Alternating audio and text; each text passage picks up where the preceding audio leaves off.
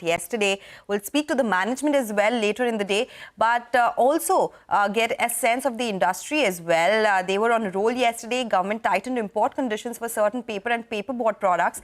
To discuss the impact and understand the development, we are now joined by Naveen Kumar, who's the Associate Director, CareEdge Ratings, joining us now. Mr. Kumar, good morning. Thank you so much for joining in.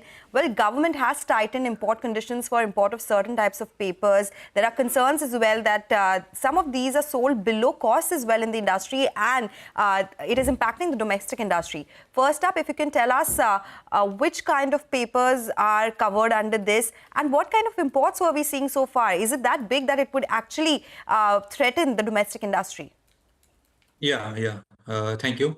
First of all, I just thought of presenting a little bit of industry market on how actually the dynamics works out here.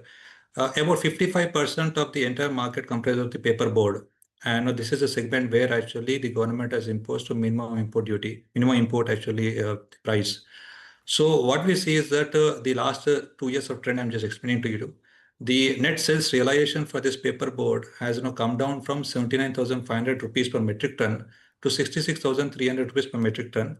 And in the Q1, if we see, it has come down further to 64,000 rupees per metric ton for the domestic market, for the domestic players. So whereas the one which we are seeing of the imports, it is further lower than that. So what is happening is that on the one side, actually last year we have seen a significant increase in the wood pulp prices, about 19%.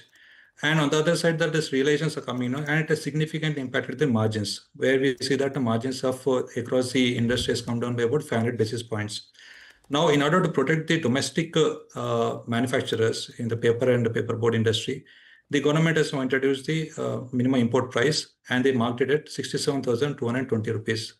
So now the current domestic sales price realization is about 64,000. So this particular gap which is there is actually about 5% gap is going to get benefited by the domestic players. That is one part. And second part, what we are seeing is that now we are seeing that the wood pulp prices are moderating. The kind of an escalation in the wood prices which we have seen in FY25 in the Q1 and in the Q2, it has moderated to a significant extent. So both of these to a great extent are going to protect the margins of the industry. So overall, what we are going to see is that the margins for the entire industry is expected to grow by about 300 to 350 basis points.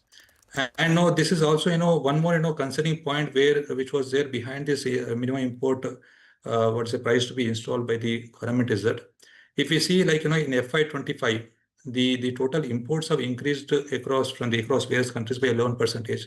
Whereas from China, it has increased in terms of the value by 24%, whereas in terms of volume, it has grown by 33%.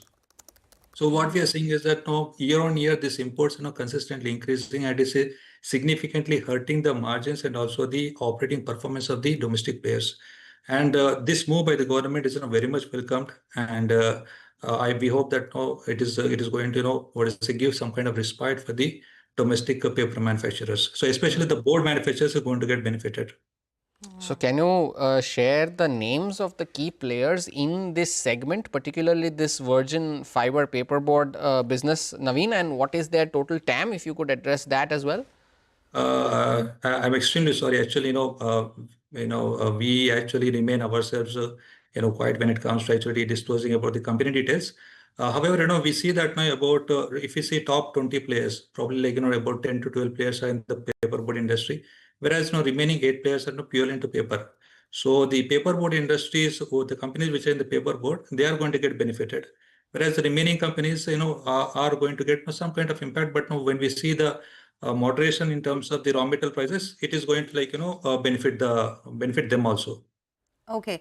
Just to follow up, Mr. Kumar, you mentioned that 55% of the total paper market is from the paperboard industry. Can you confirm that? So that's a big chunk of the market which is going to get a big benefit then. Correct. Yes. Okay, all right. If you cannot name the players in the listed space or unlisted space, I just wanted to understand how big of the Indian manufacturers market is, what my colleague asked as well, in the paperboard industry, and what was the volume that we were importing so far? You mentioned China was higher. There was other places as well where we were importing from.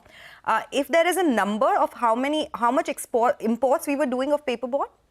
Yeah. So total in terms of the value, India was been exporting, last year in FY25, India has exported 6,188 crores of the total amount, and out of it, the China itself was contributing 31%. Naveen, the industry is not out of the woods yet. The first quarter also was nothing to write home about when it comes to the results of these paper companies. But with whatever you have highlighted so far and with these measures announced, do you see that the second half is going to be better? May not be this quarter itself, because we are already almost coming to the end of this one as well. So we are 2/3 of the way in. But maybe from the second half of FY26, do you expect the tide to turn, if not materially, at least a slightly better performance compared to H1? See, I would like to tell that now Q2 also we are going to see some kind of, uptick in the margins part. Why? Because when we see the wood pulp prices, which are the domestic wood pulp prices, which are there, they have remain stable. That's one good thing. Second thing is that the imported pulp, which is that is that has now come down by 9%. And whereas waste paper prices were there, they are also remain like same, maybe like 5%. It has increased. So overall, when we see these aspects, so on the other side, now the domestic demand is also increasing, because we see that growth in the FMCG segment, e-commerce segment, pharmacy, and all. So this is going to aid in terms of the volume part. So, and this imposition part of the minimum import price is, going to aid from this Q3 onwards. What you said is right, but Q2 also we are going to see some kind of uptick in terms of the margins. All right, take that point, Mr. Kumar. Thank you so much for joining us and explaining to us the dynamics of the industry overall and how this minimum import price could impact the industry overall. So that's the word coming in from CareEdge. They say the industry will tend to benefit. Prices have fallen sharply, so there could be an improvement in margins. 5% benefit to the pricing overall for the domestic manufacturers right now. We'll slip into a short break. Up next, we'll put focus on the crypto market with Manisha Gupta on the other side.